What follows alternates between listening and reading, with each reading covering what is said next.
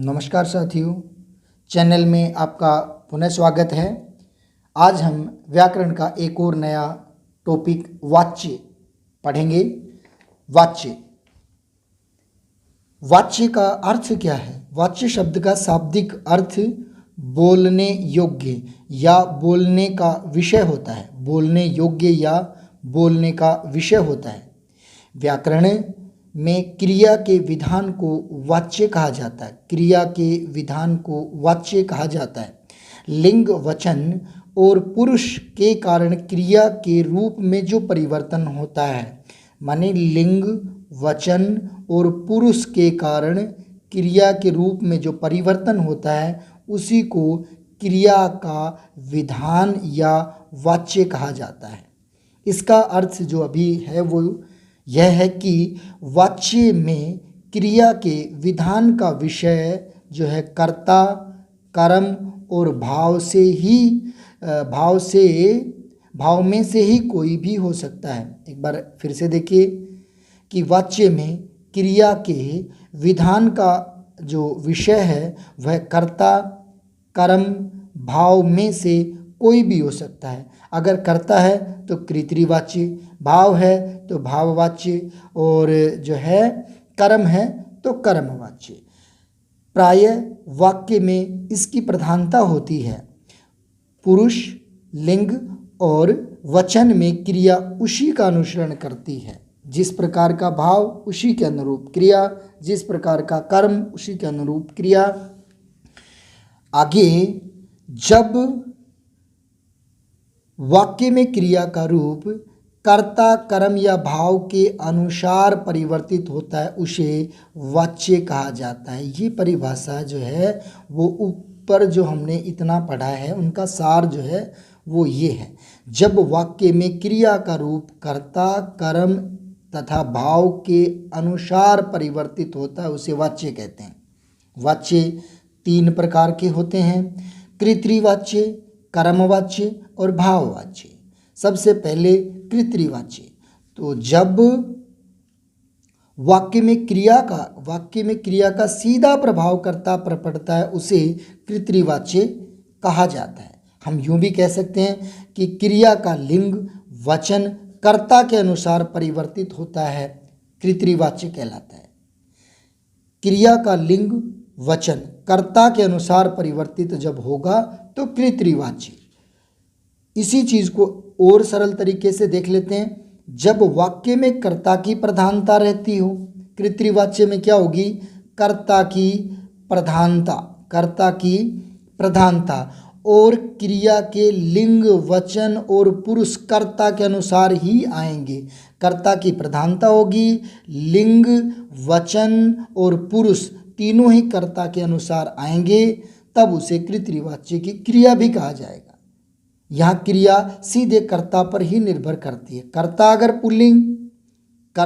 Pulling तो क्रिया भी पुल्लिंग, कर्ता अगर बहुवचन तो क्रिया भी बहुवचन, कर्ता अगर स्त्रीलिंग तो क्रिया भी स्त्रीलिंग, और कर्ता अगर स्त्रीलिंग है और बहुवचन में है तो क्रिया भी स्त्रीलिंग में होगी और बहुवचन में ही होगी। एक बार इस चीज़ को देखेंगे।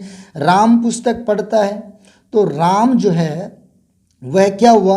पुल्लिंग, क्रिया इसके अनुरूप आई है तो पढ़ता एक वचन, माने राम पुल्लिंग था और एक वचन है तो ठीक उसी प्रकार से क्रिया भी एक वचन की और पुल्लिंग की। ठीक उसी प्रकार दूसरे वाक्य में देखेंगे।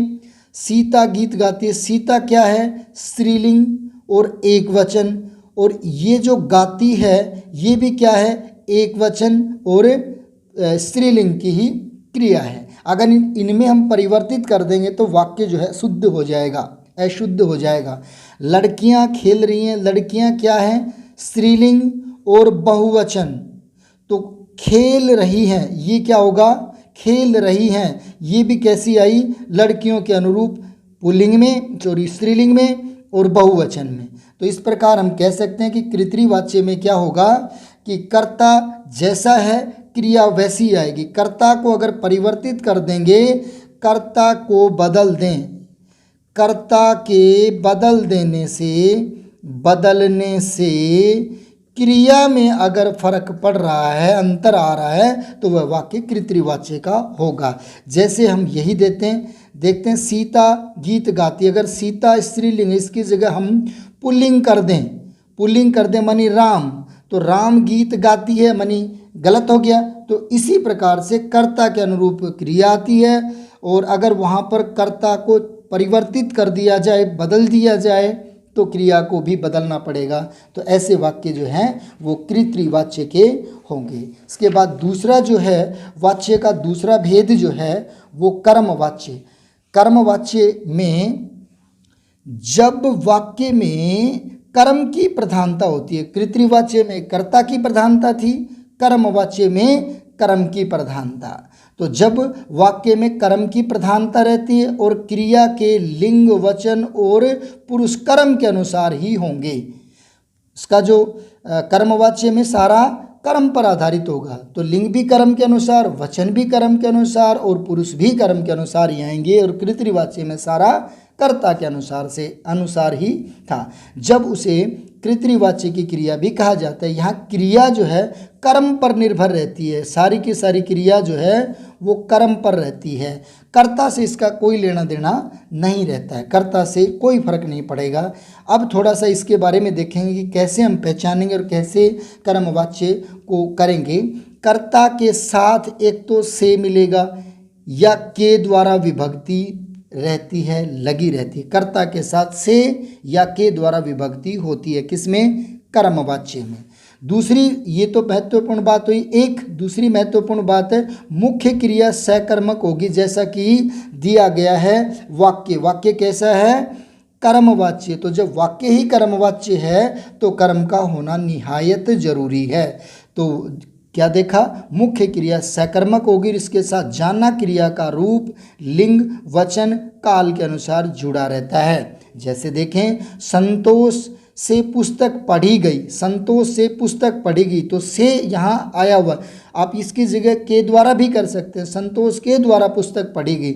अब बात ये आई कि जो ये पढ़ी गई क्रिया है ये संतोष पर निर्भर नहीं है, क्योंकि संतोष करता है तो किस पर निर्भर है? पुस्तक पर। अगर संतोष जो है वो अगर पुल्लिंग माना जाए और इसकी जगह राधा कर दिया जाए तो इस पर कोई फर्क नहीं पड़ेगा, राधा से पुस्तक पढ़ी गई। चलो इसका बहुवचन भी अगर कर दिया जाए, हमसे पुस्तक पढ़ी गई, तो इसका मतलब क्या आया कि कर्ता के अनुसार क्रिया न आकर के क्रिया किसके अनुसार है? कर्म के अनुसार। और जब क्रिया कर्म के अनुसार आएगी तो कर्ता को बदल देने से वाक्य पर कोई फर्क नहीं पड़ेगा, क्रिया पर कोई फर्क नहीं पड़ेगा। तो ऐसे वाक्य को हम कर्मवाच्य कहेंगे। बालक से दूध पिया गया, बालक के द्वारा दूध पिया गया, पुल्लिंग है ये। और इसके लिए अगर हम कहें राधा से दूध पिया गया तो राधा स्त्रीलिंग आ गई, तो मतलब इससे कोई फर्क नहीं पड़ रहा है, सारा कर्म पर निर्भर कर रहा है, सारा कर्म पर निर्भर कर रहा है, कर्ता को बदल देने से कोई फर्क नहीं पड़ेगा। अतः कर्मवाच्य जो है वो आपको समझ में आ गया होगा। और इसके लिए एक छोटा सा इस रूप में हम ट्रिक रूप में हम मान लें कि इस प्रकार का वाक्य होता है तो कोई दिक्कत नहीं होगी। जैसे देखा, सबसे पहले कर्ता, फिर से या के द्वारा, फिर उसके बाद कर्म का होना बहुत ज़रूरी और जाना क्रिया का रूप, और फिर उसके बाद में हम कह दें कि भूतकाल। आगे देखेंगे तीसरा जो वाच्य का भेद है वह है भाववाच्य। तो भाववाच्य को फिर से पूरा विस्तृत अध्ययन इसका एक बार कर लेते हैं, कम समय में मैंने आपको बताया था उसी रूप में। जब क्रिया के लिंग, वचन और पुरुष कर्ता एवं कर्म के अनुसार न होकर के, कर्ता और कर्म के अनुसार न होकर के भाव के अनुसार या सदा एक वचन में हों, पुल्लिंग में हों, अन्य पुरुष में रहते हैं, ऐसी जगह पे हमें जो है भाववाच्य मिलेगा। एक बार मैं इसको फिर से पढ़ देता हूँ। जब क्रिया के लिंग, वचन और पुरुष कर्ता एवं कर्म के अनुसार न होकर भाव के अनुसार होते हैं या सदा एक वचन में मिलेंगे, पुल्लिंग में मिलेंगे और अन्य पुरुष में रहते हैं, ऐसी क्रिया को भाववाच्य की क्रिया कहा जाता है। यहाँ क्रिया जो है मूलतः भाव पर ही निर्भर करती है। कृतवाच्य में कर्ता पर निर्भर है, कर्मवाच्य में कर्म पर निर्भर है, भाववाच्य में ना कर्ता पर निर्भर होती है ना कर्म पर निर्भर होती है, केवल भाव पर निर्भर होती है, तो इसीलिए उसको भाववाच्य कहा जाता है। फिर इसमें एक चीज़ और देखेंगे जो महत्वपूर्ण है, क्रिया सदैव अकर्मक होती है, किसमें? भाववाच्य में, और कर्मवाच्य में सदैव क्रिया सकर्मक मिलेगी, और कृतवाच्य में क्रिया सकर्मक और अकर्मक दोनों ही मिलेंगी।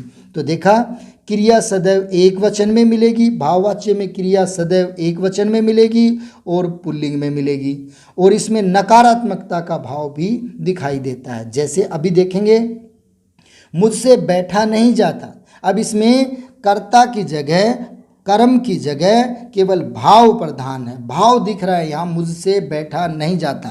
एक पुल्लिंग इसमें बताया था कि क्रिया जो है सदा पुल्लिंग होगी, स्त्रीलिंग नहीं होगी, और एक बात बताई अकर्मक होगी। ये तीनों ही वाक्य अकर्मक हैं, और नकारात्मकता का भाव भी यहाँ दिखाई दे रहा है, तो मुझसे बोला नहीं जाता। इस प्रकार के वाक्य जो होंगे वो भाववाच्य के होंगे। भाववाच्य में विशेष ध्यान देने योग्य बात है वो है, पहली बात अकर्मक क्रिया, दूसरी जो है अन्य पुरुष जो है मिलेगा, एक वचन मिलेगा और पुल्लिंग मिलेगा। ये सारी ही चीज़ें हमें यहाँ दिखाई दे रही हैं। अतः यह जो है भाववाच्य के उदाहरण है। अब हम करते हैं कि कृतवाच्य को कर्मवाच्य में अगर बदलना हो तो हमें कौन कौन से नियमों को लागू करना पड़ेगा या कौन कौन से नियमों को देखेंगे। वैसे आप जानते हैं सारे, लेकिन मैं प्रयास करता हूँ कि कम से कम चीज़ें, कम से कम शब्दों में अधिक से अधिक चीज़ें आप लोगों तक भेज सकूँ। कृतवाच्य से कर्मवाच्य बनाने के नियम, तो इसमें नियम में पहला नियम हम देखें, कृतवाच्य के कर्ता के साथ अन्य विभक्तियों को जब हटा देंगे, कृतवाच्य के जो लगे हुए हैं सभी विभक्तियों को हटा देंगे और उसकी जगह पे से या के द्वारा विभक्ति लगा देंगे, तो कैसा वाक्य बन जाएगा? कर्मवाच्य। कृतवाच्य से कर्मवाच्य। दूसरी जो चीज़ देखेंगे वो यदि कर्म के साथ विभक्ति लगी हो तो उसे हटा दिया जाता है, ये एक दूसरी बात है। तीसरी जो महत्वपूर्ण बात है वह है कृतवाच्य की मुख्य क्रिया को सामान्य भूतकाल की क्रिया में बदल दिया जाता है, ये तीसरी महत्वपूर्ण बात थी। चौथी है वह जाना क्रिया के रूप में कृतवाच्य की मुख्य क्रिया में जोड़ करके संयुक्त क्रिया के रूप में बदल देते हैं, ये चौथी महत्वपूर्ण बात है। अब उदाहरण देखेंगे कि लड़का पत्र लिखता है, ये कृतवाच्य का उदाहरण है, इसको हमें भाववाच्य में बदलना है। तो से बताया था, से या के द्वारा, तो लड़के से पत्र लिखा जाता है।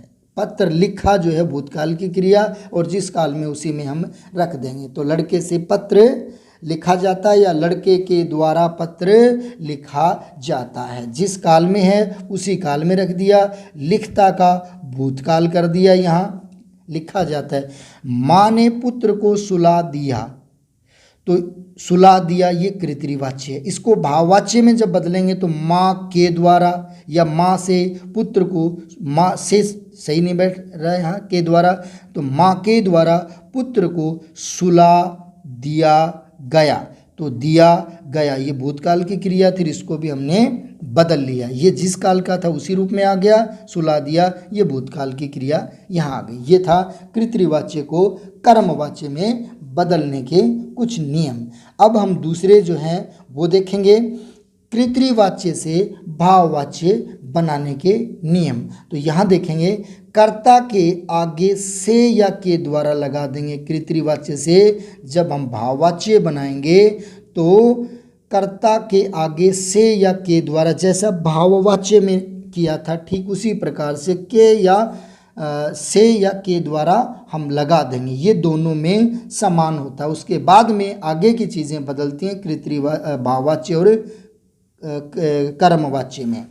मुख्य क्रिया को सामान्य भूतकाल की क्रिया में एक वचन में बदल दिया जाता है, ये उससे बदल जाती है। भाववाच्य में कर्मवाच्य से ये चीज़ बदल जाती है। और क्या बताया, जाना क्रिया में एक वचन पुल्लिंग और अन्य पुरुष का वही काल लगा देते हैं। अब एक ये चीज़ आई कि जाना क्रिया का जो रूप होता है उसमें हम एक वचन पुल्लिंग और अन्य पुरुष जो है वो अन्य पुरुष का वही काल हम रख देते हैं जिस काल का वाक्य रहता है। जो था कृतवाच्य की क्रिया का है, देखें अन्य पुरुष का वही काल लगा देते हैं जो कृतवाच्य की क्रिया का है। अब हम देखेंगे इसके उदाहरण। बच्चे खेलेंगे कृतवाच्य। अब इसका भाववाच्य बनाएंगे तो बच्चों से खेला जाएगा। खेलेंगे, खेला एक वचन की क्रिया और पुल्लिंग की क्रिया। ठीक उसी प्रकार से दूसरा, लड़की आंगन में सो रही है, ये कृतवाच्य, इसका कर्मवाच्य लड़की के द्वारा आंगन में सोया जा रहा है। तो आशा करता हूँ आपको ये समझ में आया होगा और आप सबका धन्यवाद। आप छोटे छोटे या कम से कम समय में मैं व्याकरण की चीज़ें आप लोगों तक लेकर के आ रहा हूँ। उम्मीद करता हूँ आपको पसंद आएंगी। धन्यवाद।